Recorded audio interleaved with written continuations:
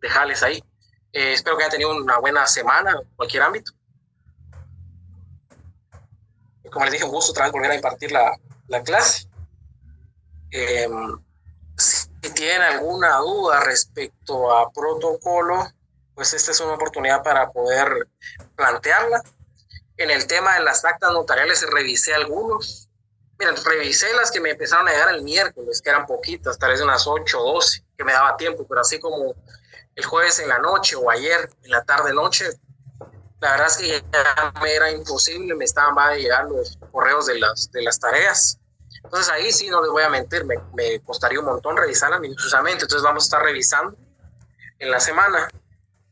De las que me logré percatar, pues se nota el esmero de algunas personas ni siquiera me enviaron el acta. A fin de cuentas, pues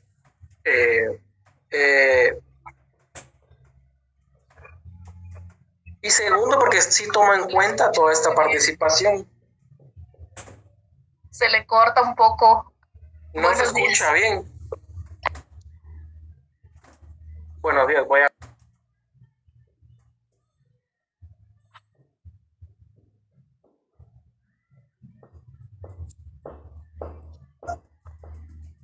Escúchale.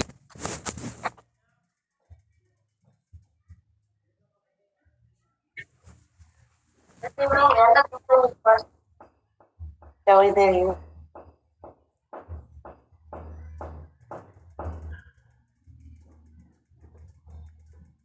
¿Ahorita se escucha? Sí, ya se escucha bien. Sí, es el internet. Entonces les decía que revisé algunas actas, se nota el esmero de ustedes. Por supuesto, siempre hay cuestiones que se señalan, como que a veces colocan se les escapa colocar colocar los números en letras y a veces lo colocan en cifras. Algunas, las fechas lo colocaron en cifras, pero en general se nota el esmero. Es bueno que vayan aprendiendo. Recuérdense que todo esto, el aprendizaje, pues al final no va a ser para mí, sino que para ustedes. Entonces, he estado revisando algunas, por supuesto, no van a ser todas en este momento, porque ayer, como a las 7:30, me estaban llegando al finalizar muchas, más de 100, entonces les mentiría si les digo, miren, ya revisé todas, no es imposible. La compañera Martina de Jesús, dígame. Buenos días, licenciado. Fíjese que yo tengo una duda, pero es respecto a la segunda vuelta, porque soy voluntaria. Entonces, ¿nosotros vamos a participar en la segunda vuelta? Bueno, en teoría sí. Yo tengo entendido que sí. Pero se me imagina que nos van a mandar la información en el momento oportuno. Me imagino, sí, es que eso ya es tema de PDH. Ah, bueno. Sí, es no es, ya no es con las clínicas. No es ni con coordinación, porque en realidad coordinación recibe el informe de PDH. Ah, bueno. Pero voy a plantearle la duda al licenciado Miranda, que es el supervisor. Está bien, licenciado. Muchas gracias. Para seguir. Entonces, como les decía, estuve revisando actas, se mira que tienen esmero. Y algunos pues no la enviaban, ya es su problema, la verdad. Entonces vamos a dar inicio con la clase. Los que no son voluntarios, pues no creo que hayan clases este fin de semana, es 19 y 20, la verdad. Entonces, la compañera Marta López, que también levantó la mano.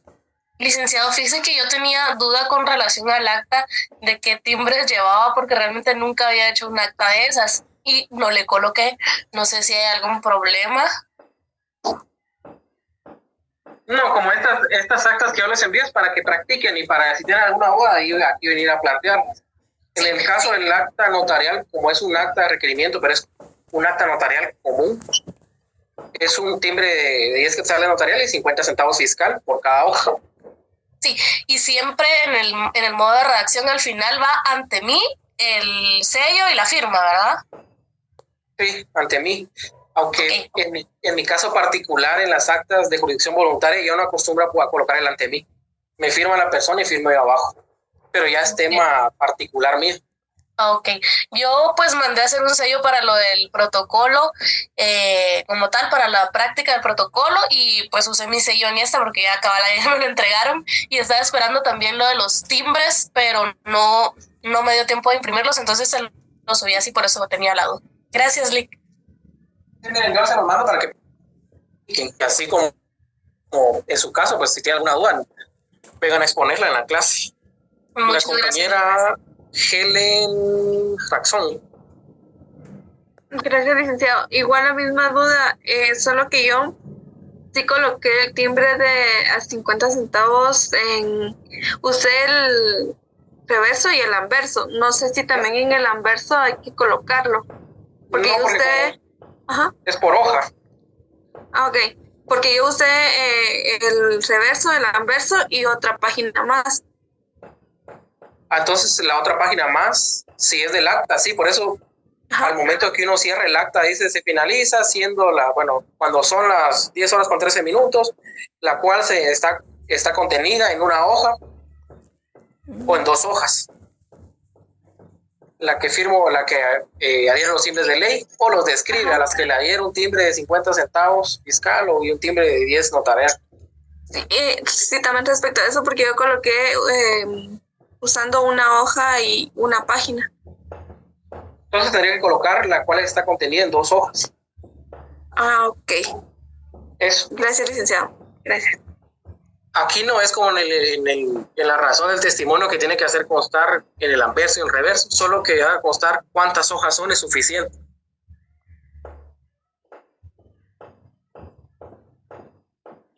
Aunque gracias, licenciado.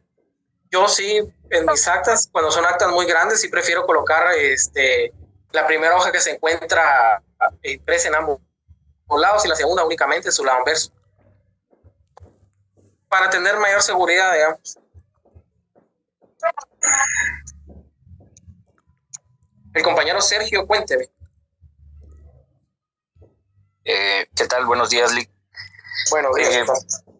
La única duda que me surge es en el memorial de primera resolución, ¿qué timbres son los que llevan? Porque yo le coloqué 2 notariales de 10 quetzales. Ahí pagó de bastante más. Tenían 2 timbres, sí, de un quetzal notarial, porque se pagan 2 quetzales en timbre notarial por una resolución de trámite.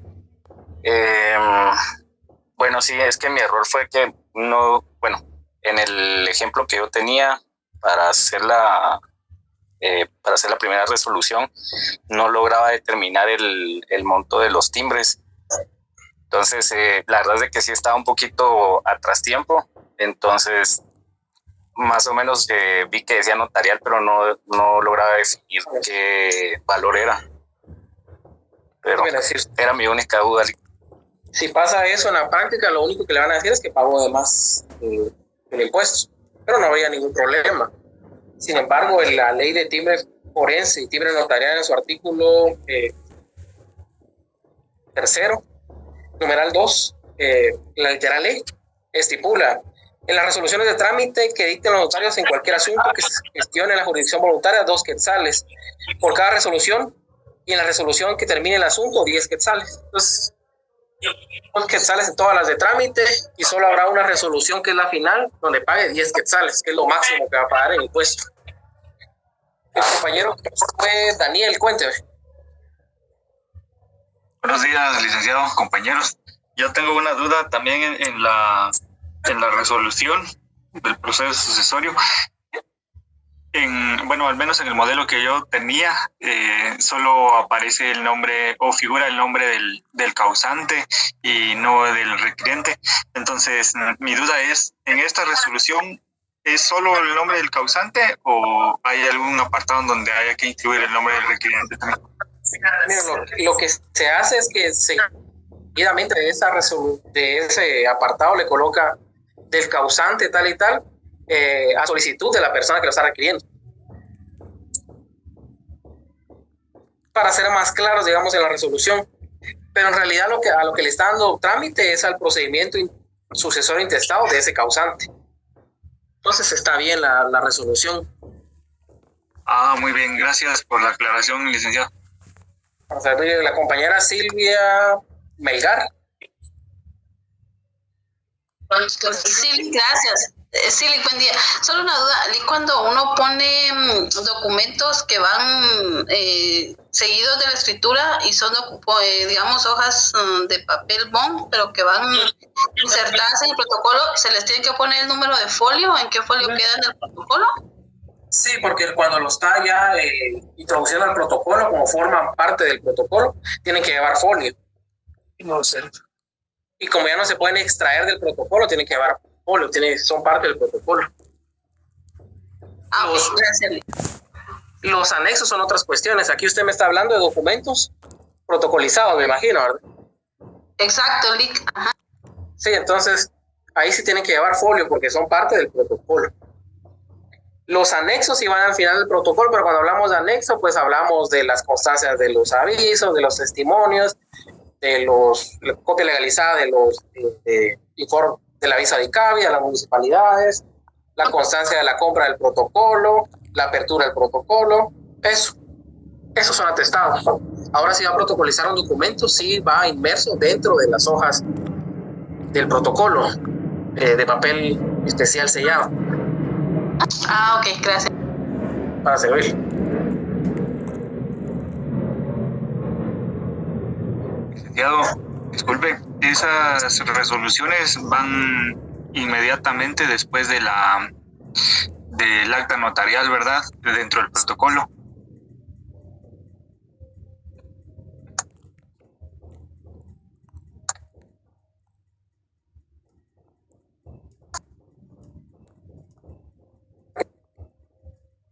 Maritza Pérez, dígame.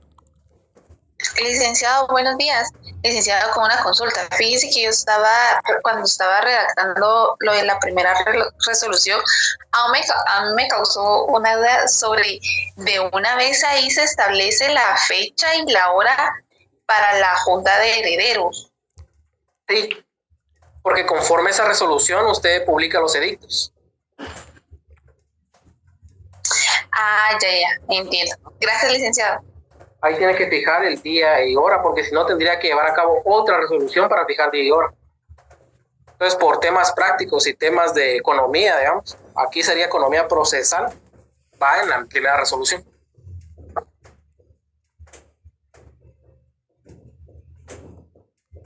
Entonces, vamos, si no se me escucha bien o se me escucha entrecortado, me dicen, por favor. Los timbres que cubre el acta de requerimiento o de cualquier otra acta que sea constante en el proceso sucesorio va a cubrir 10 quetzales en timbre notarial y 50 centavos timbre fiscal por hoja, como cualquier otra acta notarial.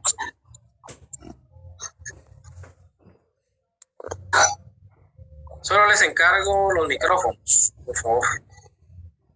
Entonces vamos a ver que la semana pasada vimos el proceso sucesorio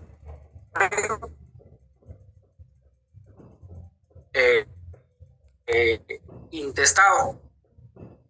Vimos qué era, por qué se lleva a cabo el proceso sucesorio, pasos para llevar a cabo primero el acta de requerimiento que constaba en esa acta, después la primera resolución, que esa ya la redactaron, después que hablamos de que hay que dar un aviso al registro de procesos sucesorios, después una solicitud de informes a los registros de la propiedad, tanto al primero como al segundo, una publicación de edictos, después ya íbamos a la junta de herederos,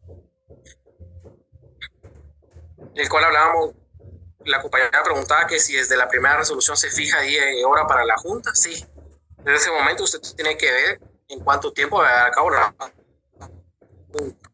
Se lleva a cabo la junta de herederos, que tiene como fin aceptar o renunciar a la herencia en el día y hora fijado. Aquí se lo estoy haciendo un resumen de lo que ya vimos, por eso es que voy algo rápido.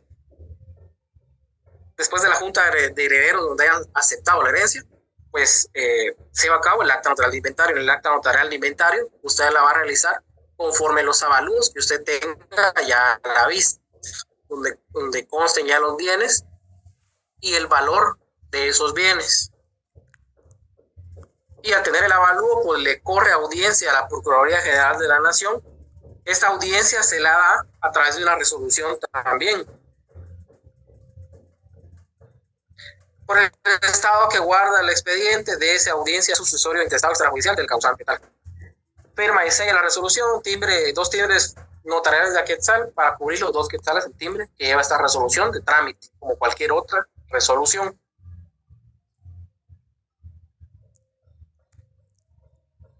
Si la Procuraduría General de la Nación le emite la opinión favorable, pues usted lo que tendría que hacer en ese momento es llevar a cabo pues el auto declaratorio de herederos, que es la resolución final del expediente. Entonces, esta sí ya cubre 10 quetzales en timbre notarial. Esta sí cubre los 10 porque es la última resolución del proceso. Es la resolución que termina el asunto en la vía notarial. Pues ahí tiene que ya contar con la opinión de la PGN, hace constar las diligencias que se llevaron a cabo, que recibió estos documentos, que se publicaron, que se dio aviso al registro, que se solicitó informe a los registros de la propiedad, que se publicaron los edictos, que se faccionó el inventario, que se llevó a cabo la Junta de Herederos aceptando tal y tal persona, que se dio audiencia a PGN.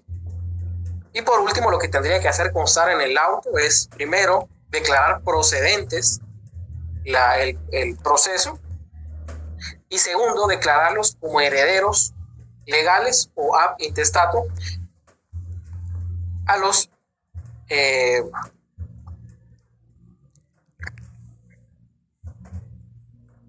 posibles herederos, en este caso legales. Y además tiene que hacer constar que esa resolución se dicta sin perjuicio de que aparezca una persona con igual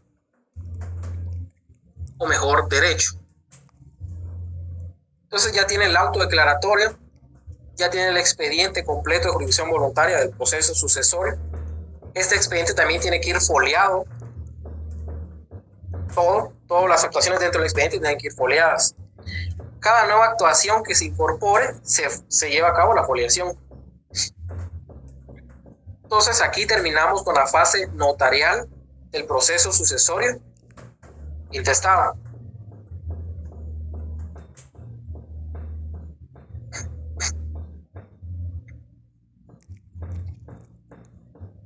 Sí, así se puede iniciar el acta, solo le faltaría la hora. Terminando la fase notarial, pues vamos a la fase administrativa, aunque también les voy a hacer la acotación, que puede ser que cuando vaya a finanzas también le coloque algún previo. Entonces la fase notarial ya terminó, pero puede ser que tenga que hacer otro tema en fase notarial. El compañero Marlon Morales, cuente.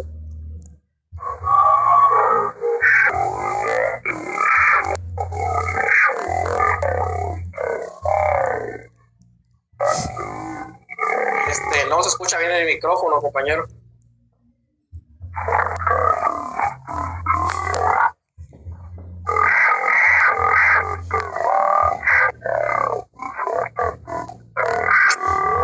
Es un alienígena, Lick. Parece que echan agua bendita. Como que es domador de leones.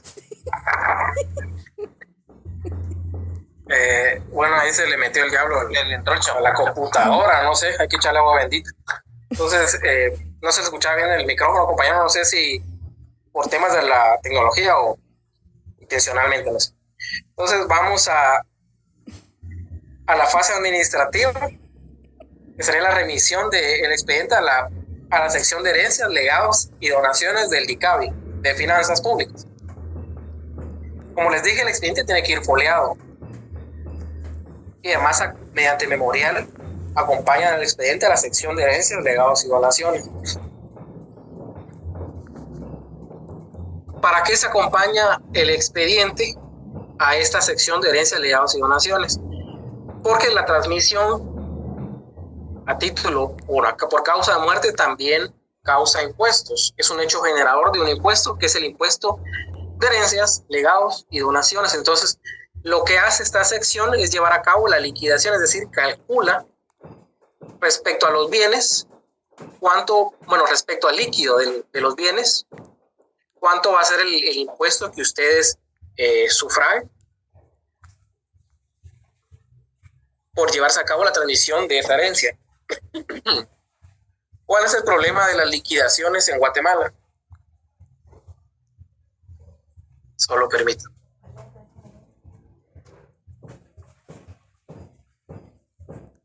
¿Cuál es el problema de las liquidaciones en Guatemala? Que el artículo 37 de esta ley de herencias, legados y donaciones, pues nos establece que si la liquidación no se empieza a practicar antes de los 6 meses de fallecido el causante, deberá imponerse una multa del 100% del impuesto y un recargo del 1% mensual de todos esos meses que pasaron después de los 6 meses que usted no llevó a cabo la liquidación. Entonces, ¿cuál es el inconveniente que presenta esto? Primero, que según ese artículo 37 usted tendría que llevar a cabo todo el proceso intestado en unos 5 meses. O sea, en 5 meses desde la muerte del causante usted tendría que declarar ya a los familiares como herederos. Algo que en realidad es imposible tomando en cuenta la burocracia, primero guatemalteca, y segundo que hay personas que fallece su familiar y la verdad es que no están pensando en los bienes. Tienen el duelo, pues cada quien lo vive de diferente manera. Entonces lo primero que ellos piensan pues no es radicar el proceso sucesorio.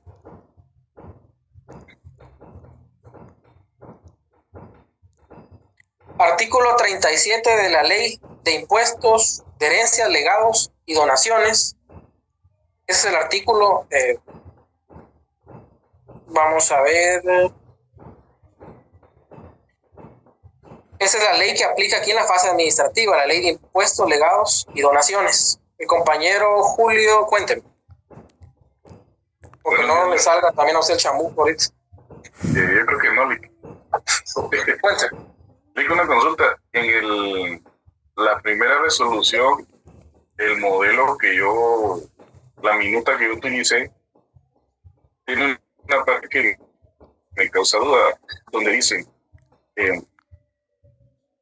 proceda a autorizar el acta de inventario y se compulse duplicado para los atestados del protocolo a cargo del notario.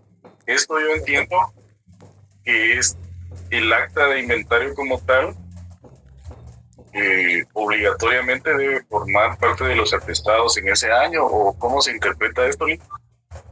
Lo que pasa es que si nos vamos a la parte conducente de inventario en el Código Procesal Civil y Mercantil, sí nos da esa obligación de compulsarlo y agregarlo a los atestados. O sea que no es que deba protocolizarse, simplemente se deja. ¿Cómo es que el notario debería? Mira, dice el artículo, esa es mi duda. Artículo 563. El notario agregará los comprobantes de su protocolo o una copia al carbón del acta de inventario debidamente firmada en la misma clase de papel sellado usada en el original. Lo que pasa es que el papel sellado ya no existe, entonces tendría que ser el papel bond.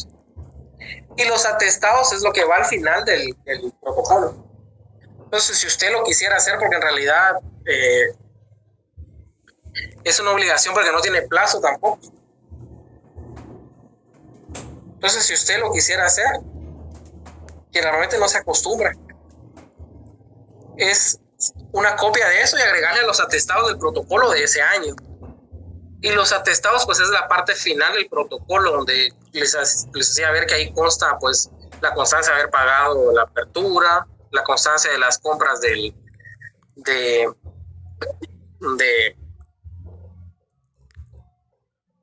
la apertura, de la compra de las hojas de protocolo, los testimonios, las constancias de haber entregado los testimonios. ¿Y para qué sirve dejar copia del inventario? Es si en algún momento se tiene que ampliar el inventario. Para eso sirve. Ese es el fin que tiene ese artículo. Muy bien, Lick, gracias. Ahí está muy claro, gracias. Pero si llega con usted y le dice, mira, es un bien, entonces no vale la pena hacerla constar en el protocolo. Realmente en la práctica no se hace. Y solo una última consulta. El impuesto, este impuesto que paga finalmente el intestado, ¿este es recaudado por SAT? No, este es el único impuesto que no recauda, bueno, además del IUCI, ¿verdad? Que es eso aparte. Este lo recauda a Finanzas. Es el único impuesto que le quedó a Finanzas para recaudar. O sea que este no se declara con los formularios, por ejemplo, los de Declaraguate. Esta es otra forma. Eso sí, aunque se paga mediante Declaraguate. Ese va a fondos de herencias, legados y donaciones y lo administra a Finanzas. Entonces la presentación sí es a través de un formulario SAT, pero su destino es Finanzas. No es Finanzas, lo administra Finanzas. Ya. Perfecto, licenciado. Aunque recuérdense que la SAT, como es un órgano descentralizado, pues depende todavía mucho de Finanzas. El presidente del directorio es el ministro de Finanzas. Gracias. Para servirle, entonces, llevan a cabo la práctica de la liquidación del impuesto. La compañera Marta, dígame.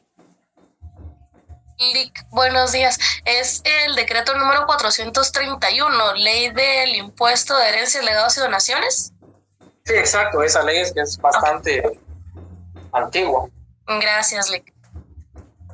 Entonces, ese es el impuesto que grava la herencia. Entonces, por eso les decía que el inconveniente de este tipo de impuesto es el plazo que le da para que se lleve a cabo la liquidación, porque le dicen, mire, si usted dentro de 6 meses no me presenta el expediente a Finanzas para que yo practique la liquidación, le voy a poner una multa de 100% más un recargo del 1%.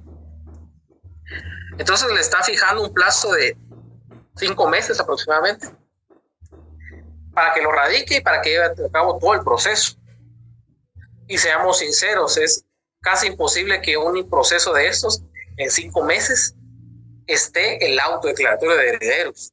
O sea, tendríamos que PGN dar el dictamen en 4 días, opinión favorable. Los avalúos tendrían que estar en más tardado 1 mes, cuando a veces hasta 4 o 6 meses de los avalúos.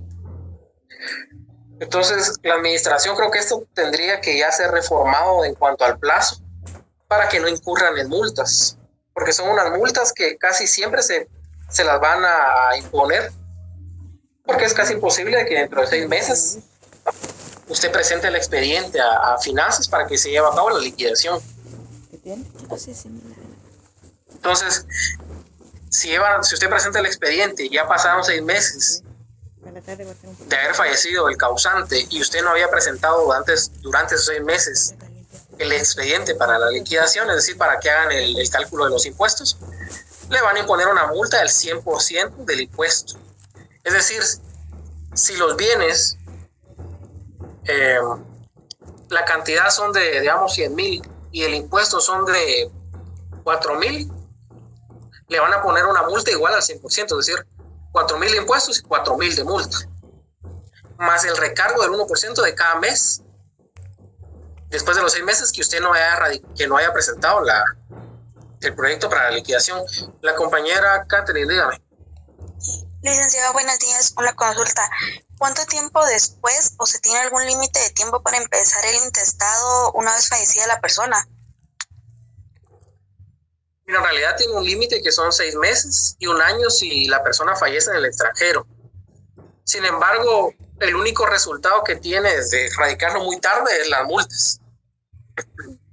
O sea que póngale pasado esos 6 meses, digamos que la persona llevara, ejemplo, 2 años, ya después de los 6 meses empieza a pagar multa. Sí, empieza a pagar, bueno, ya la multa va a ir 100%. Lo que le empieza a generar más son los recargos, porque por cada mes va a ir 1% del impuesto. Ok, gracias. Pasaron los 6 meses, el mes séptimo empieza el primer mes. Ahí el recargo va a ser 1% del impuesto. Segundo mes, tercer mes, entonces a veces que tienen hasta 60 meses de recargos, ahí se hace más grande pues la multa.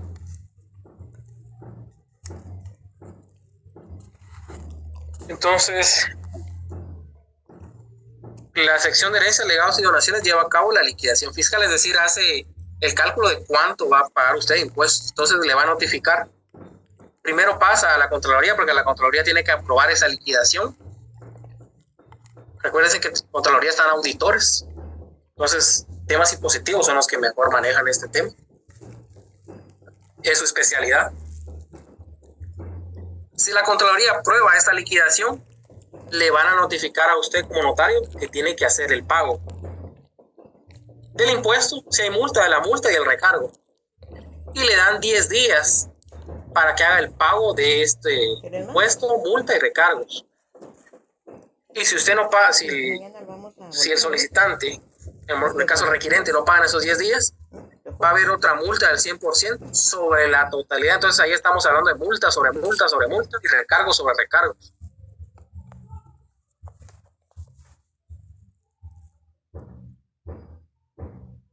Pero entonces vamos a ver qué pasa si a usted le colocan multa. Porque hay una solución en ese caso. Bueno, una solución parcial. En el caso de que usted le notifiquen para que haga el pago, bueno, que el que tiene que hacer el pago es el requirente. Por eso usted, cuando ingrese el expediente a finanzas, adviértale a su cliente: mire, sale el expediente y tiene 10 días para pagar.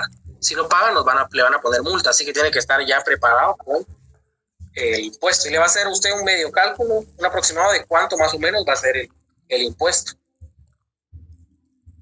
Entonces, si le colocan la multa y recargos, tenemos aquí la salida, digamos. En el caso de multa, la multa va a ser el equivalente al 100% y el recargo el 1% por cada mes de retraso. Entonces tiene un plazo de 10 días para pagar, caso contrario, multa del 100% sobre el monto total. Entonces, ¿qué es lo que tiene que hacer usted como notario en el momento, bueno, como asesor también de su cliente? Le va a decir: bueno, entonces nos pusieron la multa y los recargos. ¿Qué hay que hacer?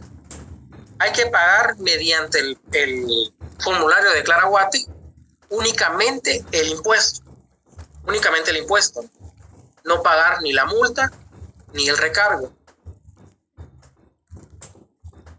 Dentro de esos 10 días usted tiene que pagar únicamente el impuesto, no la multa ni el recargo.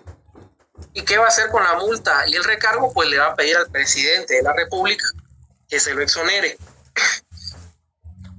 Para eso nos vamos al artículo 183 literal F de la Constitución Política de la República de Guatemala, que ahí se me olvidó colocar la norma, pero es Constitución Política de la República de Guatemala, el cual regula son funciones del presidente de la República, literal R, exonerar de multas y recargos a los contribuyentes que hubieran incurrido en ellas por no cubrir los impuestos dentro de los términos legales o por actos u omisiones en el orden administrativo. Entonces, usted paga la multa, en el banco pues le van a imprimir sobre el formulario, en la parte del reverso, la constancia que pagó, el impuesto. Y habiendo pagado el impuesto, siempre dentro de esos 10 días, usted va a tener que hacer un memorial al presidente, dirigido al presidente de la República. Ahora también se puede mediante formulario. Ya no se le escucha. ¿No se me escucha? Bien, Lick, se le escucha bien. Bien, Lick. Sí, se le escucha, licenciado. Muy bien, entonces supongo que se me escucha. Entonces usted dirige un memorial al presidente de la República. Por supuesto, aquí estamos hablando dentro de los primeros 10 días. Siempre les hago la acotación para que tengan bien en claro eso, que lo tienen que hacer rápido. Hacen el memorial dirigido al presidente, lo presentan en la Secretaría General de la Presidencia, que está aquí, que está en zona 1. Ahí acompañan copia del DPI del requirente, mediante copia de la liquidación, resolución de la Contraloría, y además copia de la constancia del pago hecho del impuesto sin multa ni recargo. Es decir, le sacan copia a la constancia que leen en el banco y lo acompaña a eso en el memorial dirigido a la presidencia. Pero como DICABI no va a saber que usted solicitó eso y ya están corriendo los 10 días, lo que tiene que hacer es, dentro de esos 10 días, ir a DICABI y acompañar copia de ese memorial, de la copia del memorial debidamente sellado y recibido en la Secretaría, y la copia de la constancia de haber pagado el impuesto. Con eso que le presente a DICABI, usted ya interrumpió el plazo de los 10 días. Entonces, DICABI va a esperar que el presidente resuelva si le exonera o no la multa. Entonces, usted espera la resolución del presidente. Entonces, bien, usted ya pagó el impuesto únicamente. Viene el presidente de la República y le dice, miren, en cuanto a su solicitud de exonerarle la multa y recargos,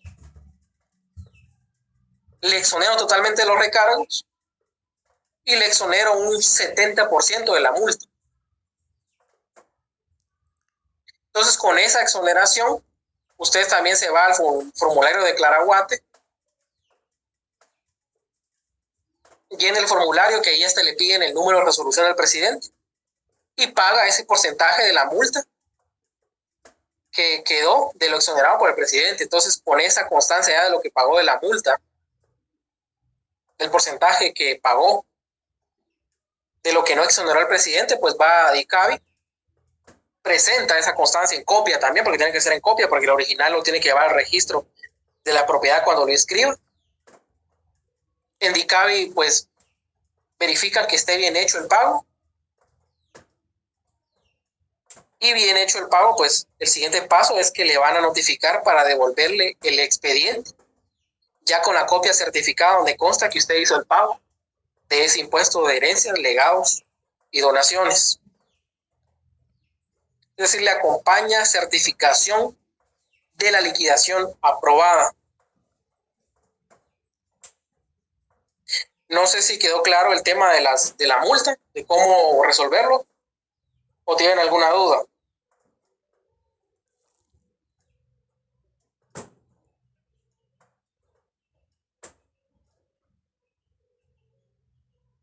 Bien, los compañeros que tal vez ya trabajan en bufetes o ya lo hacen por su cuenta algunos. Creo que este tema a veces no se les enseña en las facultades, pero es bueno que lo sepan porque es una salida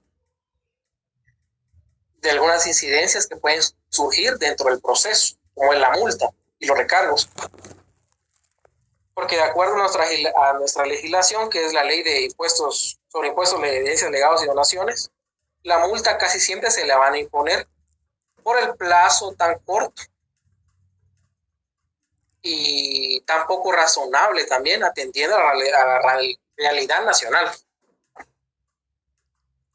Entonces le devolvieron el expediente por finanzas y ahora lo que procede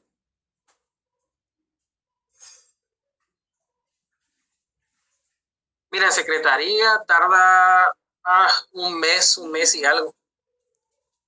Donde más tarda actualmente es en finanzas. En finanzas está tardando aproximadamente unos 6 meses.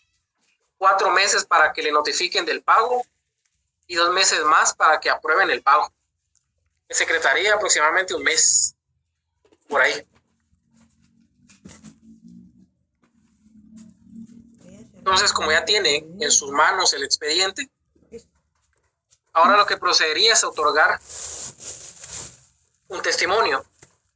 Cuando hablábamos de los testimonios, pues yo les hablaba que había testimonios regulares e irregulares. Los regulares eran testimonios de instrumentos públicos que van dentro del protocolo y los irregulares eran de otros documentos, como es el índice del protocolo que se da un testimonio. Y otro testimonio irregular es el de las partes conducentes del proceso sucesorio. ¿Por qué es irregular? Porque no está reproduciendo ningún instrumento que va dentro del protocolo.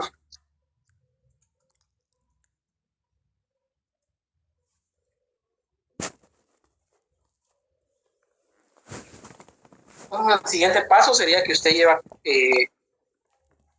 extienda el testimonio de las partes conducentes. Se lo va a extender a los herederos en el caso de intestado. Ahí solo va a extender uno a nombre de todos los herederos porque la propiedad, los bienes van a salir a nombre de todos en ese momento. Entonces, si nos vamos al artículo 497 del Código Procesal Civil y Mercantil, nos regula qué es lo mínimo que tiene que contener el testimonio.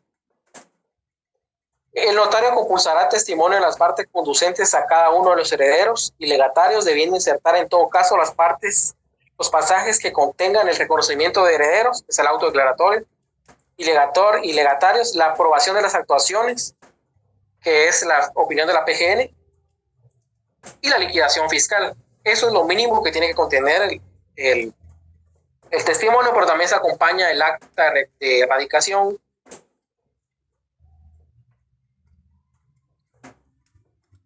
y los documentos que comprueben el parentesco. Eso es importante que se acompañe. Es el artículo 497 del Código Procesal Civil y Mercantil. Entonces, se aprueba la liquidación, se lo notifican a usted emite el testimonio de las partes conducentes. En ese testimonio tiene que ir ya la constancia del pago de los impuestos, pero este sí en original. Recuerden, aquí sí va en original. Y en ese testimonio tiene que hacer constar que el impuesto se pagó mediante estos formularios y hacer constar el número de formulario de Claraguate. Y el número 7 sería la presentación del testimonio en los registros públicos. El compañero Luis, cuénteme. ¿Qué tal, licenciado? Buenos días. Licenciado, con respecto a la solicitud que usted mencionaba que se le hace al presidente para la exoneración de multas, supongamos que esta solicitud se realiza en diciembre, casi a final de periodo de gobierno. El siguiente gobernante no tendrá ningún inconveniente en firmar esa solicitud, aunque en su momento pues no va dirigido a él. No, porque usted el memorial lo dirige al presidente de la República. Recuérdese que no lleva nombre, solo presidente. Ese presidente, recuérdese que los cargos no corresponden. O sea, el cargo es una cosa y el nombre es otra cosa. Las personas no son sinónimo del cargo que ejercen. Lamentablemente en Guatemala se personifican los cargos, ¿no? Pero no, porque va dirigido al presidente. Muchas gracias, Lica. Es como en el caso de los magistrados de cualquier sala o de la Suprema Corte, de la Corte Suprema. O sea, cualquier memorial se dirige a los magistrados de la sala o de la Corte Suprema. Los que lo resuelven son los magistrados, independientemente de la persona que esté ocupando el cargo en ese momento. Porque el que tiene la facultad es el cargo como tal, que lo ejerce una persona en específico en un momento determinado. Entonces, usted emite el testimonio de las partes conducentes, lo presenta al registro, a cualquier registro público. En este caso sería registros donde consten anotaciones de bienes. Y en este caso, pues en el registro de la propiedad lo presenta, el registro lo opera. Y cuando lo opera también está esa peculiaridad que lo opera y hace constar que se hace la inscripción sin perjuicio de persona con igual o mejor derecho, porque la mortual queda abierta 10 años por si se presenta a otra persona con igual o mejor derecho para reclamar su calidad de heredero. Entonces eso hay que tener en cuenta. Y posteriormente remite el expediente al Archivo General de Protocolo. Y ahí finalizó totalmente su trabajo como notario en la tramitación del proceso sucesorio extrajudicial, ya sea testamentario o intestado. Y vemos esto que en caso de multas, que se hace, que es importante que lo tengan en cuenta cuando ustedes ya estén ejerciendo.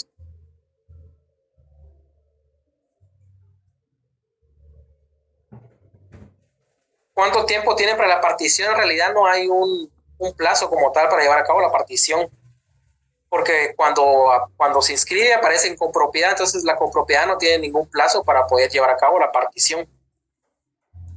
Lo que sí tienen de plazo son 15 días para presentar el testimonio. Entonces, la partición la podrían hacer ante el mismo notario, después de haber inscrito el proceso, o la pueden hacer posteriormente. No tienen un plazo como tal. Ellos tienen total derecho de poder vivir en copropiedad si quieren, o poder llevar a cabo la partición.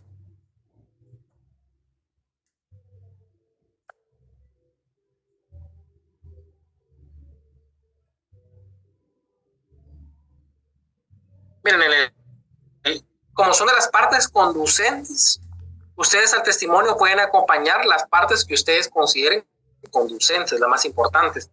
Generalmente sí se acompaña acta de requerimiento. Se acompañan también constancias del parentesco. Si son hijos, se acompañan ahí los certificados de nacimiento. ¿Y esto por qué es? Porque el impuesto que grava la ley de las herencias, se paga más impuestos entre más lejano sea el parentesco. Y cuando es testamentario y es un extraño, no es pariente del testador, se paga todavía más, que es hasta un 25% de impuesto. Entonces, por eso se acompaña al testimonio, el acta de requerimiento, las constancias que conozco. Después, sí, la opinión de PG en el auto del inventario, pues eso es un requisito indispensable, el inventario, los avalúos, la opinión de PG en el auto declaratorio y la liquidación fiscal. Esos serían documentos conducentes del protocolo.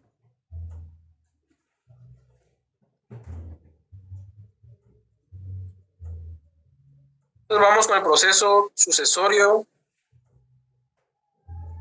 testamentario.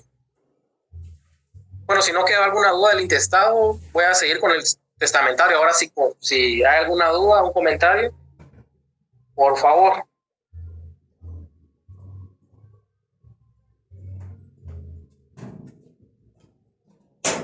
Vamos un poquito rápido ahorita la clase porque vamos a hacer un ejercicio al finalizar este tema.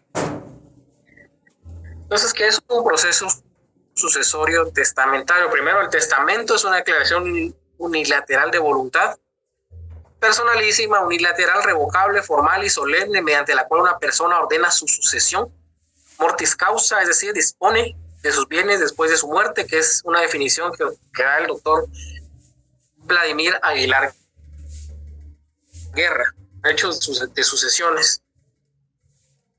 Entonces, primero, para que exista un proceso testamentario, es requisito sine qua non que exista un testamento. Es obvio. Primero tiene que existir un testamento para que haya proceso testamentario. Y que en ese testamento exista un heredero.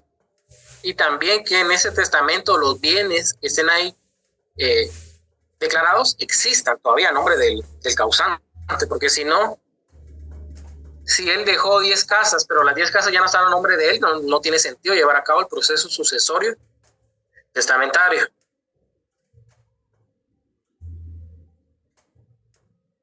Como tal no voy a explicar paso por paso porque en realidad el proceso es el mismo, únicamente cambia un paso que es previo y también que hay algunas modificaciones en la redacción de algunas actas, pero es mínimo.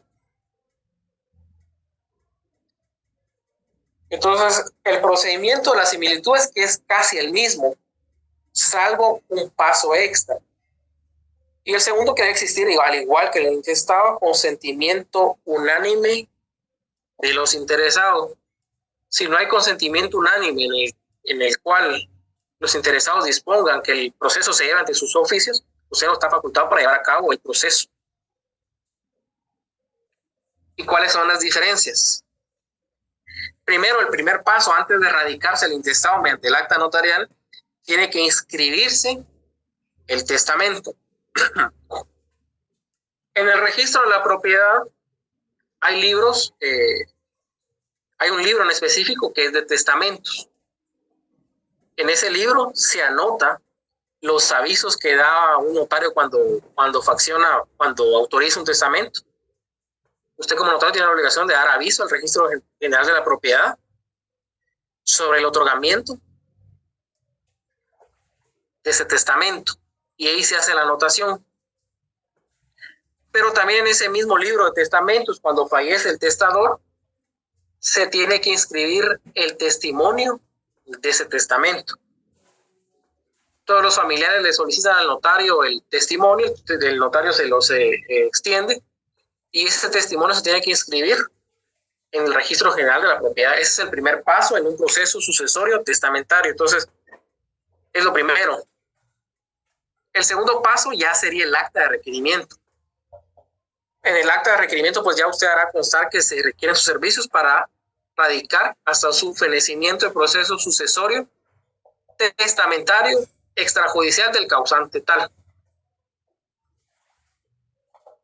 Y ya en dicha acta, porque esa acta sí la mandé de ejemplo en las minutas, se hace constar que ya está debidamente inscrito el testamento. Porque ese testamento se escribe a un folio, bueno, un libro, un folio y un número. Entonces el primer paso es escribir el testamento, pero después el proceso es el mismo. Hay un acta de requerimiento, hay un aviso al registro de procesos sucesorios. Por supuesto, en el aviso usted dirá que lo que está radicando es un testamentario, ¿verdad? Se solicitan al igual informes al primero y segundo registro. Y por supuesto en el primero le va a aparecer que sí otorgó testamento. Es para comprobar que no haya otorgado otro testamento, además del que está llevando ya. Se publican los edictos. En la publicación de esos edictos se convocan los herederos instituidos y personas con interés. Entonces, en ese edicto también se tiene que hacer constar que lo que se radicó es un proceso sucesorio testamentario. Entonces, si están viendo, el proceso es el mismo, salvo algunas diferencias como es la denominación. Y en el día y hora fijados para las juntas de herederos, lo que se tiene que hacer, además de aceptar o renunciar a la calidad de heredero instituido, va a ser la lectura del testamento. Aquí sí se lee el testamento, porque hay una disposición de última voluntad. Si aceptan esa calidad de herederos, pues pasamos al inventario. Usted ya tuvo que tener a la vista los avalúos de los bienes, pero con la acotación que serán los bienes que estén declarados en el testamento. Porque si hay algún bien que no está en el testamento, ese bien se tiene que ir intestado, no puede integrar el testamentario. Entonces el inventario se tiene que realizar conforme los bienes que consten en el testamento. Esto es lo importante. Y también es importante que usted como notario le haga ver eso al cliente, porque hay clientes que en el testamento hacen constar hasta el menaje de la casa, es decir, cucharas, tenedores, cuchillos. Y eso después da un problema enorme porque los hacen constar en el testamento y todas esas cuestiones se van perdiendo con el tiempo. Y después cuando llega PGN el expediente le dice, mire, pero aquí dice que le heredó estos cuchillos, ¿por qué no hay inventario de los cuchillos? Le va a poner el previo de la PGN de que qué pasó con los cuchillos. Y si tenía 4 casas y ya vendió una, tiene que hacer constar también en el inventario que esa casa ya está a nombre de otra persona. Bueno, esto sí me estoy equivocando ahí, no es en el inventario, es en otra acta aparte, donde hará constar que esa casa está a nombre de otra persona. Pero sí tiene que documentar que está a nombre de otra persona y la constancia de que está a nombre de otra persona. Después, pues ya tiene el inventario, lo traslada a PGN, le corre audiencia a través de una resolución de trámite. Por el estado que guarda el expediente de esa audiencia a la Procuraduría General de la Nación para que emita opinión sobre el proceso sucesorio testamentario extrajudicial del causante X. Firma y sello, esa resolución se cubre 2 quetzales el título notarial y pasa a PGN. Por supuesto, María tiene que ir foliado el expediente. Y a diferencia con el intestado, aquí PGN también va a revisar el testamento. Calificará el testamento. Si las cláusulas del testamento pues son conforme a la ley.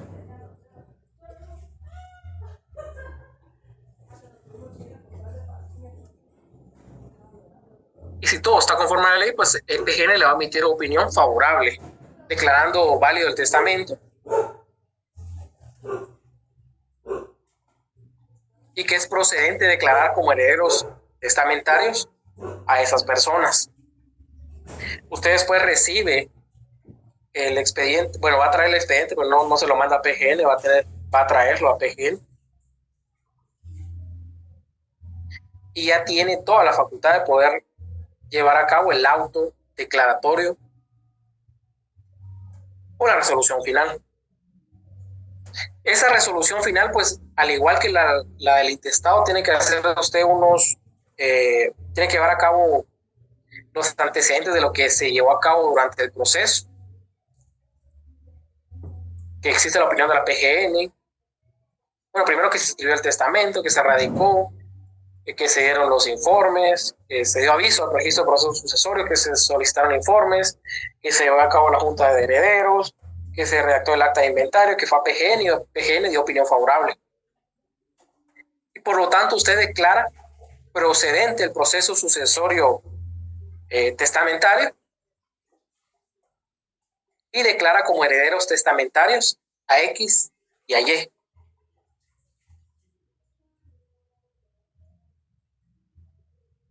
En la forma en que el testador los instituyó. Porque puede ser que el testador aquí sí fue específico en determinar que esta casa es para él y la otra casa es para él.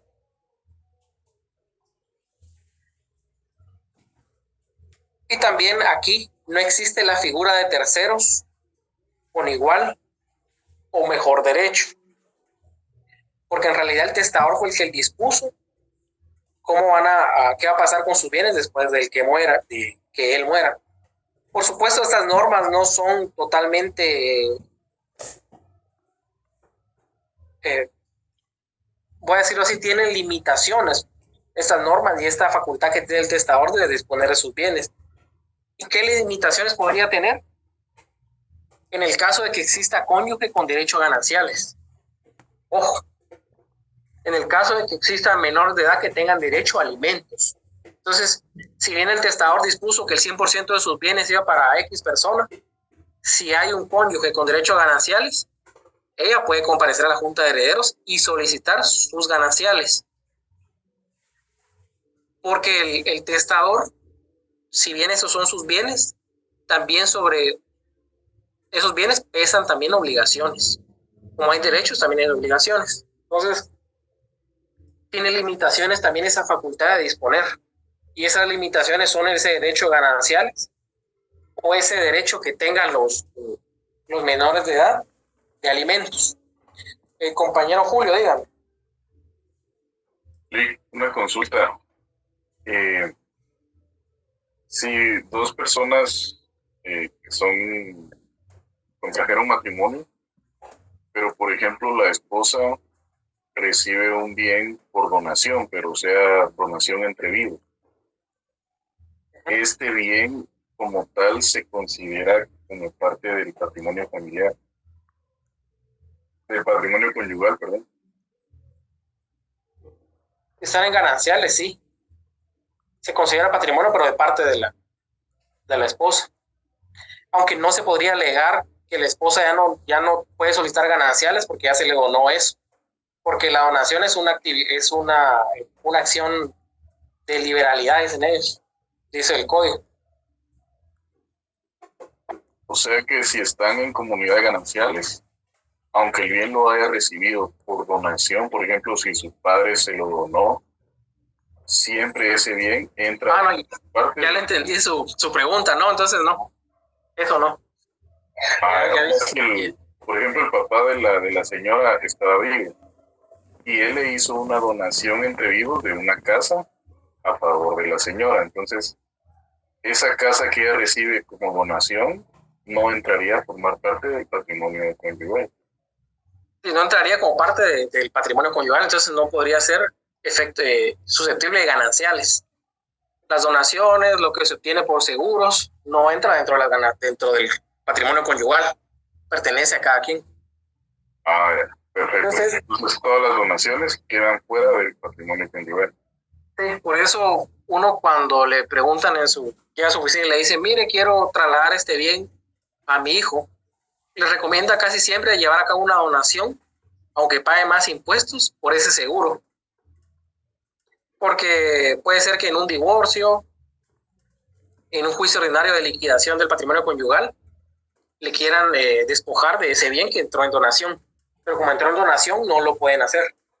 Entonces, a veces es mejor pagar más impuestos en ese sentido para que no entre dentro del patrimonio conyugal. Excelente, Luis, gracias. Ya la entendí, pero no se la había entendido al principio.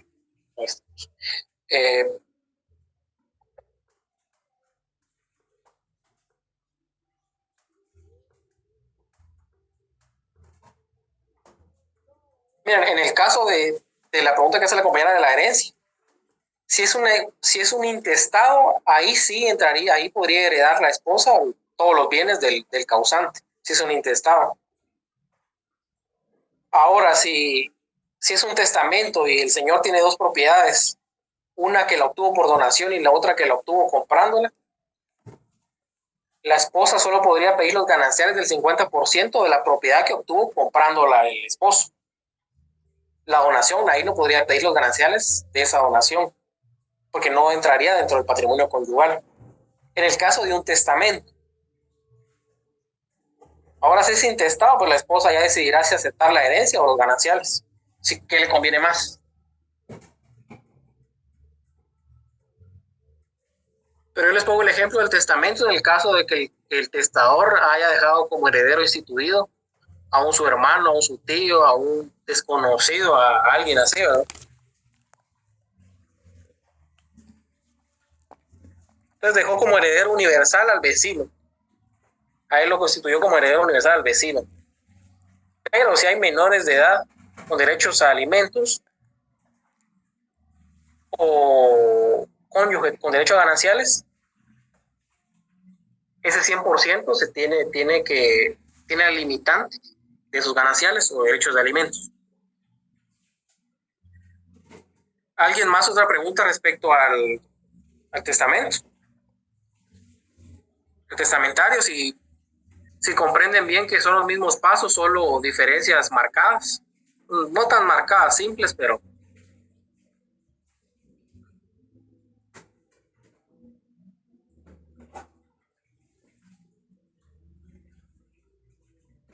lo que pasa, les voy a explicar. Cuando es intestado, la ley llama a quienes tienen derecho a heredar. Entonces, si existen hijos y esposa, los que tienen derecho a heredar son los hijos y esposa. O esposo. Siempre me voy por el masculino, pero puede haber esposo. Entonces, el esposo o esposa que tenga derecho a gananciales tiene ese derecho de aceptar la herencia como heredero o aceptar los gananciales. Depende que le conviene más.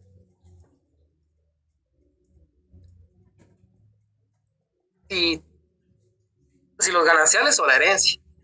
Los gananciales tienen la ventaja de que no pagan impuestos. La que no está afecto al impuesto de legados, herencias y donaciones. Eso es lo único bueno de gananciales, que no está afecto a impuestos. Entonces, esa parte que corresponde a los gananciales de la esposa, no van a hacer el cálculo sobre ese porcentaje porque esos son gananciales. Entonces, no está afecto a impuestos. Entonces, hasta cierto punto, a veces es mejor aceptar los gananciales que el patrimonio de la mutual.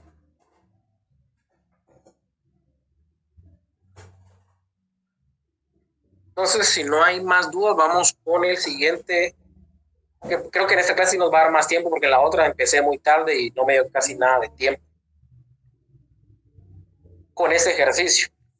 Pero para eso necesito que tengan que cuando les pregunte, enciendan su micrófono y me responden. Entonces, desde este momento tienen 10 minutos para repasar el trámite del proceso sucesorio intestado extrajudicial y lo explicado en clase.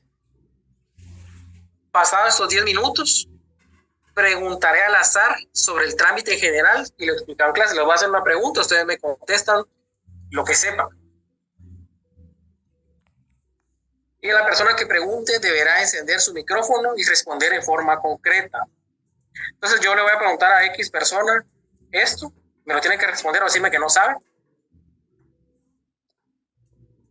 Y si pregunto y ni siquiera me activan el micrófono o me justifican que no pueden encenderlo, pues lo que va a pasar es que les voy a poner que no asistieron a la clase, porque se entiende que si no responden nada es porque no están en la clase. Entonces tienen 10 minutos desde ese momento para repasar el intestado. Y pasando los 10 minutos voy a empezar a preguntar al azar. No sé si escucharon las instrucciones, porque tenía problemas de audio. Ahí estamos, entonces 10 minutos y ahorita regreso. Muy bien.